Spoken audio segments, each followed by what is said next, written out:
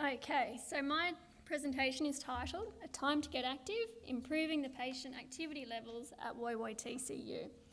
So I'll start by just giving a quick introduction of what I'm going to talk about today. So I'll give you a bit of a rundown of what transitional care is and the transitional care unit, how we used EOC and the patient at the centre approach and the development of our group therapy program, an overview of the group therapy program, how we're evaluating that program, what we plan to do in the future, and I have a short video to show you what exactly we do. So, the Transitional Age Care program is a joint state and federal funded program that was started in 2005 to assist older people to regain their physical and psychosocial function after an admission to hospital. It's goal orientated, time limited, so generally up to 12 weeks, and is therapy focused. Transitional care on the Central Coast, we have 83 community-based packages. That's where the service and the therapists see the person in their own home. We have 32 residential-based packages which are provided in our transitional care units. We have 2 units, one at Woy Woy and one at Long Jetty. Today I'll be mainly talking about the Woy Woy Transitional Care Unit. So Woy Woy TCU, as we like to call it, is located on the grounds of Woy Woy Hospital. We have 1 OT, 1 physio, case manager, allied health assistant and a full complement of nursing staff, and we are a GP model of care. We have 20 beds, 16 single rooms and 2 double rooms, communal dining and lounge area, and an outdoor courtyard. To help the patients achieve their goals and improve their function and gain their independence, therapy is delivered in 3 using a combination of the following ways. So we have individual or one-on-one therapy, group therapy activities, and self-directed activities. So how did we use the Essentials of Care program focusing on the patients at the centre approach?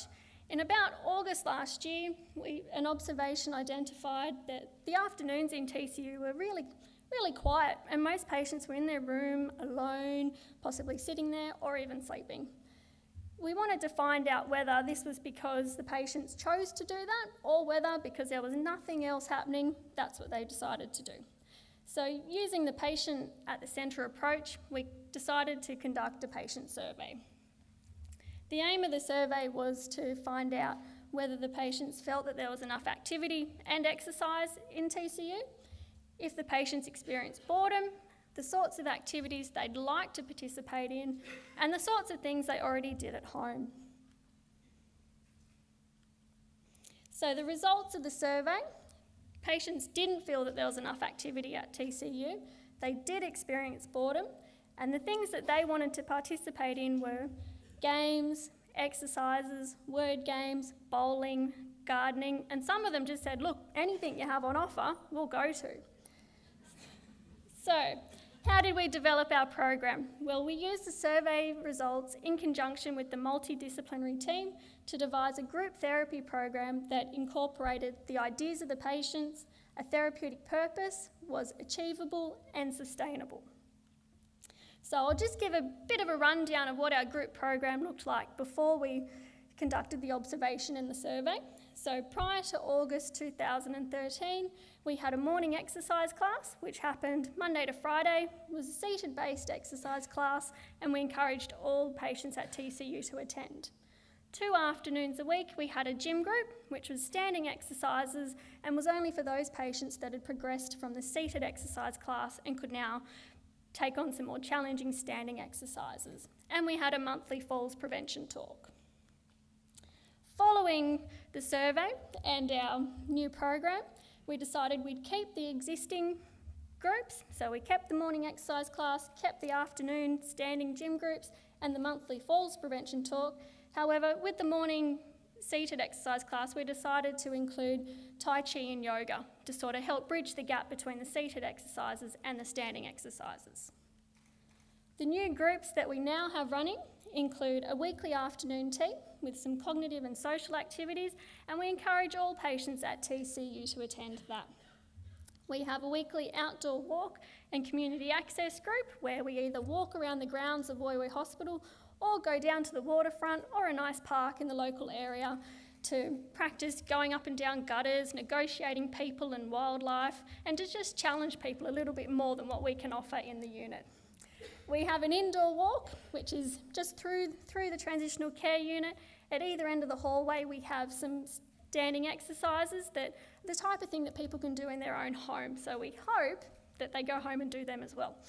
And we have a weekly game session. So usually that happens on a Friday afternoon. Throughout the week, we ask the patients the sorts of things that they'd like to do, and we do that on a Friday afternoon. So we tend to do things like indoor bowls, quoits, games, puzzles, whatever they come up with and we can facilitate, we'll give it a go.